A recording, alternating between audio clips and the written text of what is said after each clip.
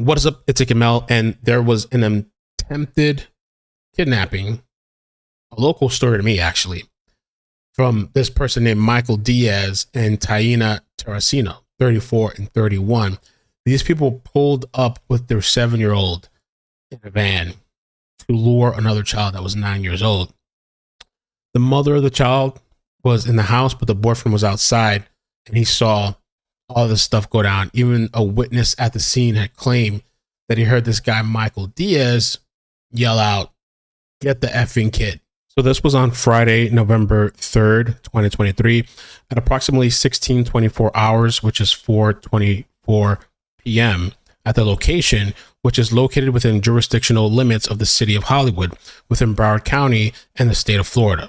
The above named defendants did commit the violation of crimes against person 18 years of age or older, lure, entice under 12 years of age, 2 counts of battery on a law enforcement officer, and contribute delinquency minor cause to become delinquency dependent, which the incident took place on the 1900 block of McKinley in Hollywood, around this area here.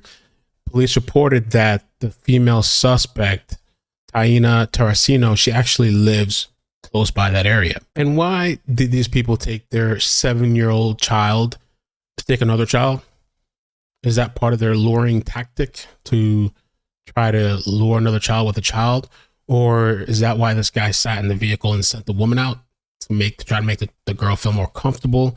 The people are definitely whacked out of their mind. And police reported that, or the news reported that, they're no longer listed in the jail. So I guess they bonded out.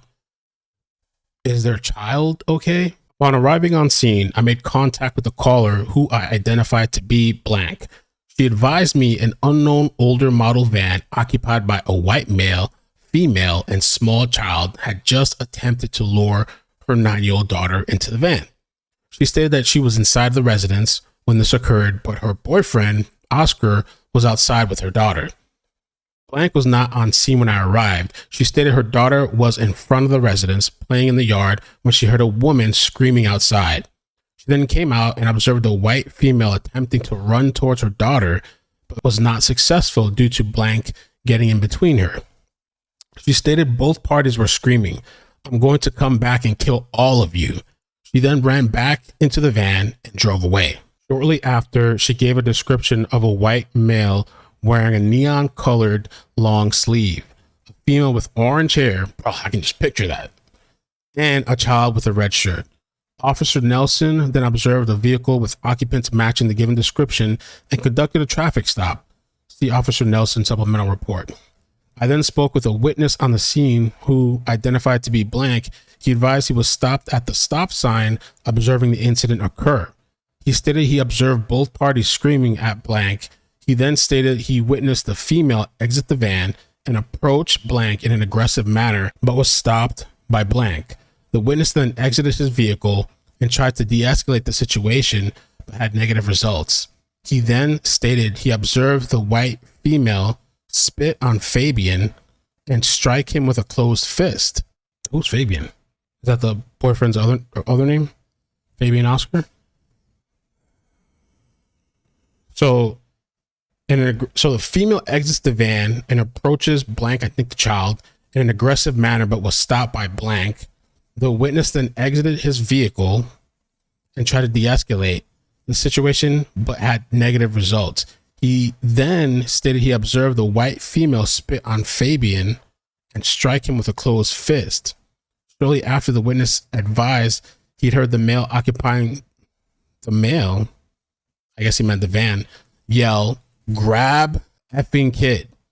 She attempted to make another aggressive approach towards the child, but was then stopped again. She ran back into the van and fled northbound on North 20th Avenue. I then spoke with blank, who advised she observed the van pull in the front of her while she was playing. She then stated a white female with orange hair or pink hair rolled the window down and stated, "Come here," in a normal tone.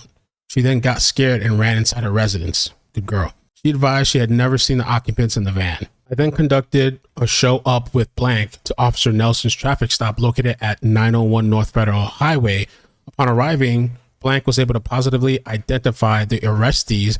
They were occupying a 2000 Chevrolet Express van bearing the Florida tag of LAZR27.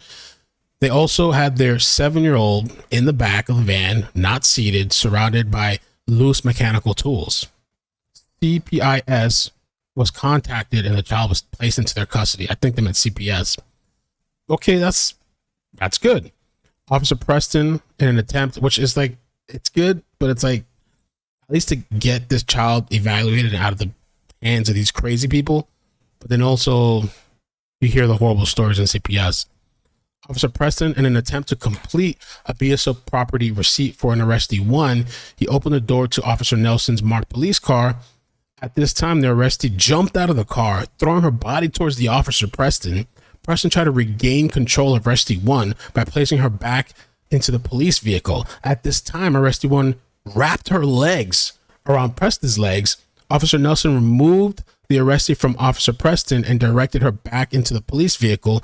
During this struggle, while the arrestee lay flat in the back of the police vehicle, she struck Officer Nelson's hand with her feet. See the supplements for further information. I then spoke to Fabian, who advised he was sitting in his car while his daughter was playing in the yard. So that's the mom's boyfriend. He advised he witnessed the van pull in front of the yard and watched arrestee number 1 exit the vehicle and approach LP. He stated he then exited his vehicle and prevented her from making contact with LP. He stated she approached him and spat in his face and struck him with a closed fist. She then made another attempt to approach Blank and Blank. She advised he struck her in the face in self-defense. Shortly after, she ran back in the vehicle and fled. The vehicle and both officers were then photographed by crime scene tech. Brownie Superior then towed the vehicle. Both of them were transferred to Broward County Jail. I was able to find another recent incident with this woman that involved her being Baker acted after attacking somebody. Ironically, this is one of the hospitals I used to work at, Moore Regional Hospital. And so on 8/23/2023, I was working in off-duty Hollywood police detail at the hospital. Subject was identified. Oh, by the way, it says Baker Act reference. That's when you're taken and put into like a psych ward. Subject was identified as Taiana Tersano. Due to Tersano's outlandish behavior, she was strapped down utilizing restraints. Medical staff determined that if she wasn't medicated, she would either harm herself or someone else. I escorted medical staff into the room. While they medicated her, she sat up in her bed, resisting the restraints. I grabbed Tersano by the shoulders and held her back so the nurses could administer the medication. While I held Tersano down, she turned her head toward my right hand and attempted to bite my hand. I removed my hand prior to her making contact. She then turned her head to the left and attempted to bite my left hand. I told her not to bite me. Tersano responded by saying "F you" while making eye contact with me. Dang. I then started to walk out of the room with the medical staff. While walking out, Tersano attempted to kick me, but was held back by her restraints. I again stated stop. Tersano made eye contact with me and hawked phlegm into her mouth and spit it in my direction. Wow. I stepped backward to avoid the phlegm. I again reiterated that she needed to stop or she would go to jail. While I was walking out of the room, she again spit phlegm in my direction, making contact with my back and right arm. Tersano was taken into custody in reference to the battery. She was medically cleared and transported to jail. It's kind of crazy that these people are out. I mean, I guess they have their rights and stuff. Thankfully, they took that child away. And I'm wondering, because this previous incident, the Baker Act, I mean, should there be something in place? I don't know if there's something already in place that if somebody's having these mental health crises and they have kids, I mean, I know that could maybe set an unprecedented thing. I don't know. But like at some point, if somebody's not in control of themselves and there's potentially self-harm involved, maybe somebody should do a check. Something should be flagged in the system, no? Thankfully, this mother's boyfriend was there watching, and like the days, I'm telling you, man, I know some people do that.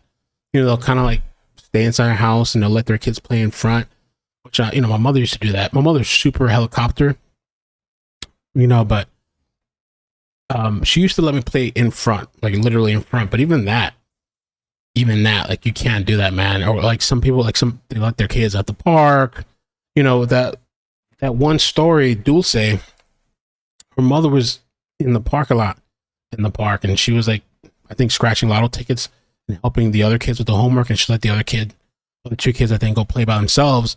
The kid's gone to this day. And I wonder too if these people knew them, like had they been watching them for a while since they lived so close?